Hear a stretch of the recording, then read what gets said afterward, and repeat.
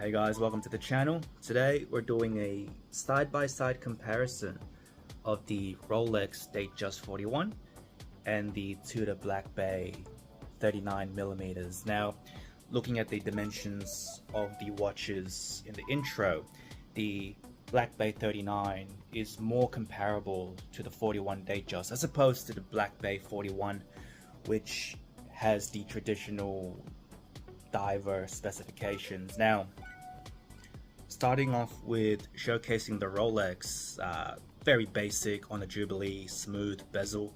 I've got myself the Wimbledon dial here, and as you can see, there's nothing out of the ordinary with the watch itself. Now, this is considerably lighter than the Black Bay 39. It is quite noticeable, and the bracelet also tapers more drastically as opposed to the Black Bay, which is more consistent. Another thing to note is the clasp is a major difference between the two, where this has a 5mm easy link adjustment, which is quite useful, but it's nowhere near as adjustable as the Black Bay 39 with its T-fit clasp. On wrist, the Datejust just disappears. You don't even know you're wearing it. It's that nice and light. So definitely a great pickup if you are deciding to get a Datejust. What can I say? It's just a classic watch. Moving on to the Tudor Black Bay 39, it's very similar, very comparable. If you fucking hid the brand name itself, you wouldn't know the difference, besides obviously the snowflake hands on the dial there. From a distance, you can't even tell, right? Even with the clasp itself being such a similar design, it's very, very under the radar, and you can easily mistake it for a Datejust. Now, the clasp is one of the major differences between the two, whereas this just has a basic, fuck off clasp.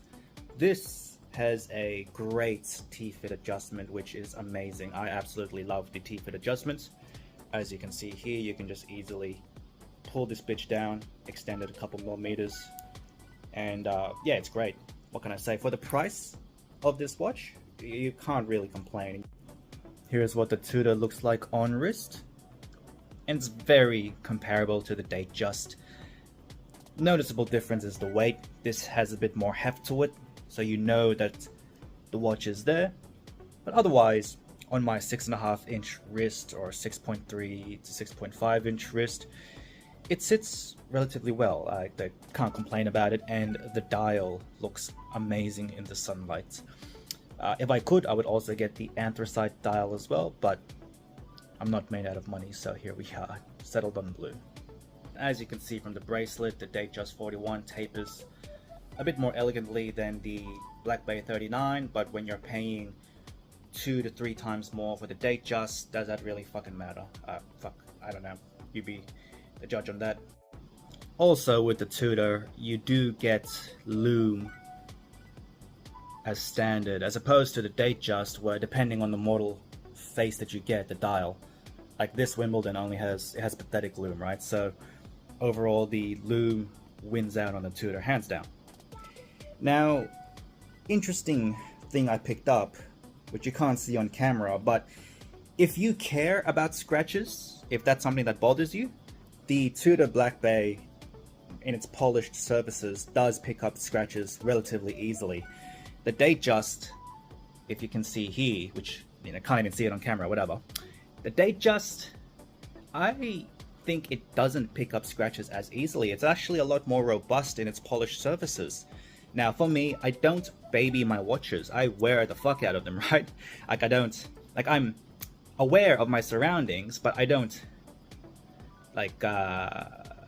get real cautious and right? Like babying your fucking watches. I don't do that with my watches. And just an observation that this does scratch, especially in the clasp, quite easily. If that matters to you, that's something to consider. However, I guess if you're paying 2.5, 3 times the price of this watch for this, you kind of expect it to be a bit more durable, but in reality, it's very superficial. That factor doesn't even fucking matter. In conclusion, comparing the two watches side by side, I would say for a better bang for buck, the Tudor Black Bay 39 would be the go-to.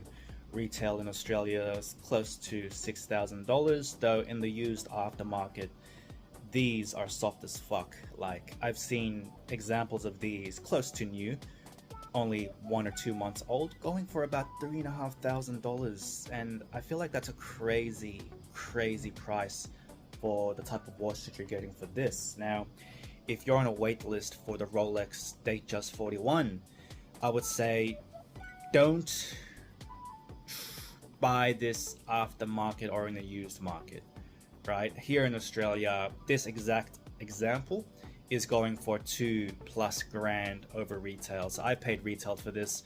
I went into an AD where I do have an existing relationship. It only took me about 2 months, not even, actually only a month to get this watch from call to, to inquiry to call, only a month.